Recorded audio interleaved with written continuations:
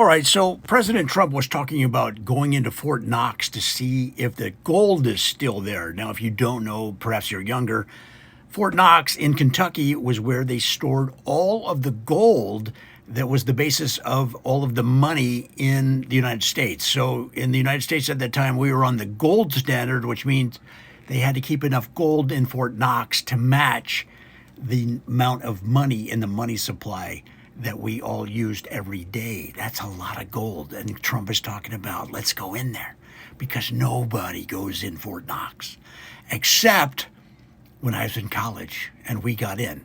Let me tell the story.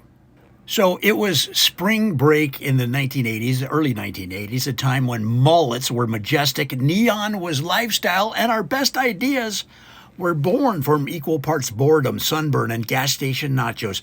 My buddies and I were road tripping from Florida back to Ohio, hopped up on youthful stupidity and the misguided confidence that comes from surviving Daytona Beach with minimal arrests.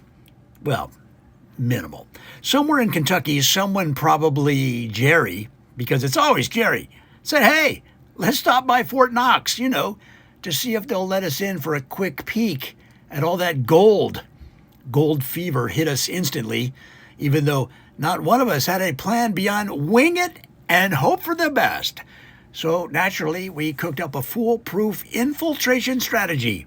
Jerry would pose as a pizza delivery guy.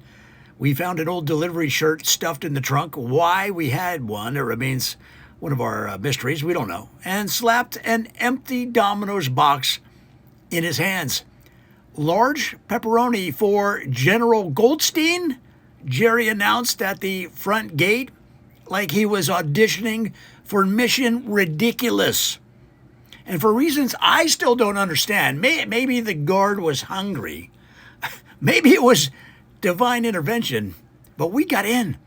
We snuck behind Jerry while the guard debated whether to question the existence of General Goldstein. Before we knew it, we were inside Fort freaking Knox. But there was no gold. There was no gold. Instead, we found aliens, real ones, rows of glass cases full of them, gray ones with those oversized heads, little green guys with extra joints in places joints shouldn't be, and even one that looked suspiciously like it had a tiny built-in fanny pack. And then the ships, not dusty old relics, but sleek silver beasts with curves that would make a Lamborghini jealous. They hummed softly, like they were still dreaming of cosmic road trips. And because we were idiots, we did what any self-respecting group of morons would do. We climbed inside one.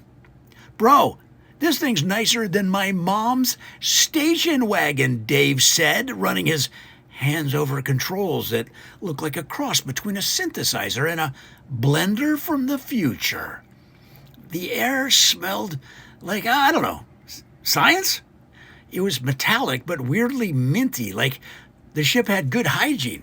Lights blinked, panels shifted. At one point, Mike pressed something that made the whole ship vibrate, like it was waking up from a 1,000-year nap. What the heck?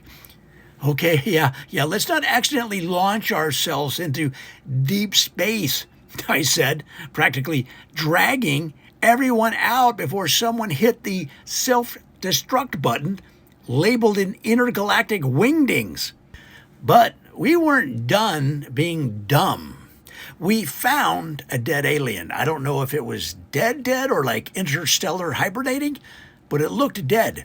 Naturally, we did the most respectful thing a group of barely functional college idiots could think of. We posed for pictures.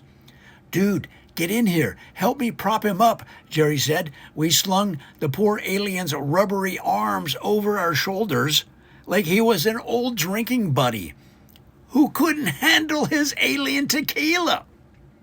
I mean, there we were, grinning like morons, snapping Polaroids with our new space bro. One picture had Jerry doing the classic thumbs up, while Dave tried to balance his sunglasses on the alien's featureless face. I swear to God, if this thing wakes up and eats my soul, I'm hunting all of you, Mike said. But that didn't stop him from jumping in for a group shot. Of course not. That's when we heard it. A low hum, not from the ship, but from footsteps, heavy ones. Cue panic mode. We bolted like terrified gazelles, sprinting out of Fort Knox with the grace of drunk toddlers.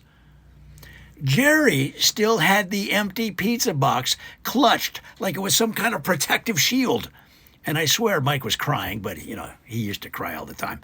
By the time we hit the car, we were breathless, sweaty, and carrying photographic evidence of the dumbest, most incredible moment of our lives.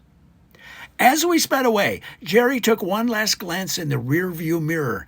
You think the government's mad about the alien selfies? No, said Dave, catching his breath.